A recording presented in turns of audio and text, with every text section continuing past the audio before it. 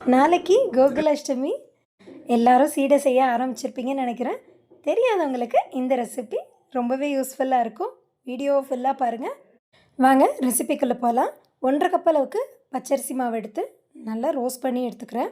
அதே மாதிரி சின்ன கப்பில் 1 கப் அளவுக்கு நான் உளுந்து எடுத்திருக்கேன், வெள்ளை உளுந்து. அதையும் நல்லா ரோஸ்ட் பண்ணிவிட்டு அரைச்சி எடுத்துக்கலாம்.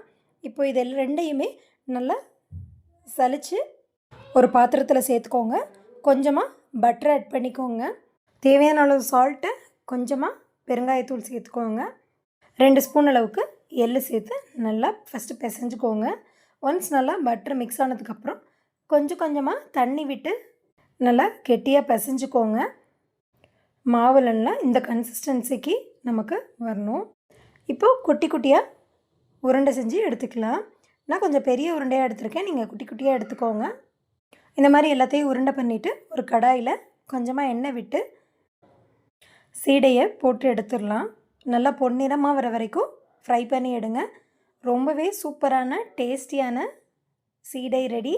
வெடிக்குன்ற பயமே வேண்டாம், மறக்காமல் செஞ்சு பாருங்கள். தேங்க்ஸ் ஃபார் வாட்சிங். இன்னொரு வீடியோவில் பார்க்கலாம்.